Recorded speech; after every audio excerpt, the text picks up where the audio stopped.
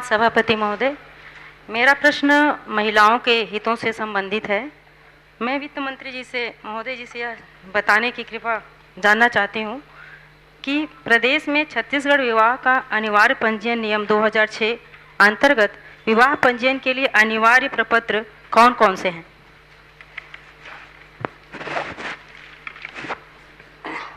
माननीय सभापति महोदय, जो छत्तीसगढ़ विवाह का अनिवार्य नियम 2006 है, उसके अनुसार जो पंजीयन के लिए कोई भी व्यक्ति अगर जाता है तो जो अनिवार्य रूप से जो प्रपत्र आवश्यक हैं वो आवेदन पत्र, वर वधू का शपथ पत्र, जन्म प्रमाणित करने हेतु जन्म प्रमाण पत्र एवं शैक्षणिक प्रमाण पत्र, निवास प्रमाण पत्र, आधार कार्ड, जाति प्रमाण पत्र, ज्वाइंट फोटो पासपोर्ट साइज, गवाहों का आधार कार्ड एवं विवाह अनुष्ठान संपन्न कराने वाले के सत्यापन से संबंधित दस्तावेज जरूरी होते हैं।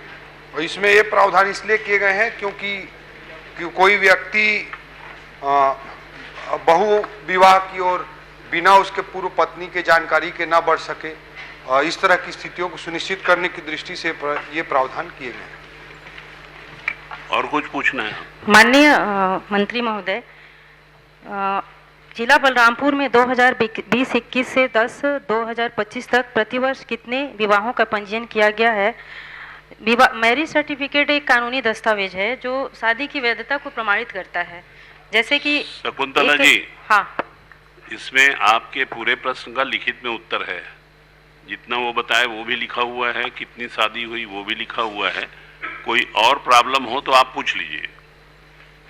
जी सभापति महोदय, 100% विवाह पंजीयन हेतु सरकार द्वारा क्या प्रयास किए जा रहे हैं? क्योंकि अभी भी जहां तक मुझे ज्ञात है कि इसकी जागरूकता का पर्याप्त अभाव है।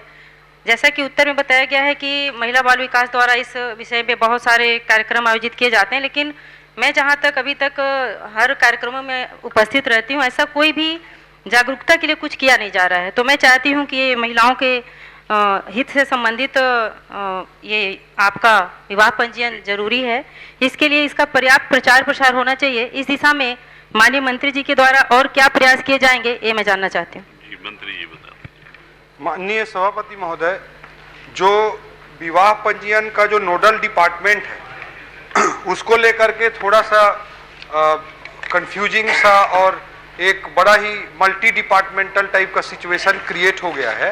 और माननीय सदस्य ने ये प्रश्न पूछा है और उसके माध्यम से सदन में विषय उठा है, इसके लिए मैं उनको धन्यवाद भी देना चाहता हूँ। क्योंकि जन्म और मृत्यु का जो पंजीयन होता है वो तो योजना सांख्यिकी विभाग के माध्यम से किया जाता है और शहरी क्षेत्रों में उसका नोडल अर्बन डिपार्टमेंट होता है और ग्रामीण क्षेत्रों में नोडल उसका ग्राम पंचायत होता है। लेकिन विवाह के लिए जो नोडल डिपार्टमेंट है अभी गवर्नमेंट में, वो अनएक्सपेक्टेड ढंग से विधि विधायी विभाग बना हुआ है। और विधि विधायी विभाग ग्रामीण क्षेत्रों में पंचायत विभाग के माध्यम से और शहरी क्षेत्रों में नगरीय निकायों के माध्यम से जानकारी कलेक्ट करता है।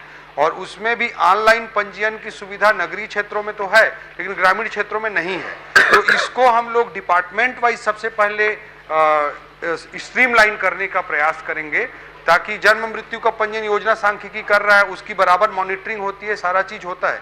लेकिन विवाह पंजीयन चूंकि विधि विधायी विभाग अर्बन रूरल एक खिचड़ी सा बन गया है, तो उस दिशा में भी हम उचित कदम शासन की ओर से उठाएंगे ताकि जन्म और मृत्यु प्रमाण पत्र के लिए और पंजीयन के लिए जिस तरह से प्रयास होते हैं, एक ऑनलाइन सिस्टम बना हुआ है, उस तरह से विवाह के संबंध में भी सिस्टम डेवलप हो सके और उसमें जागरूकता के भी प्रयास करें। श्री किरण देव।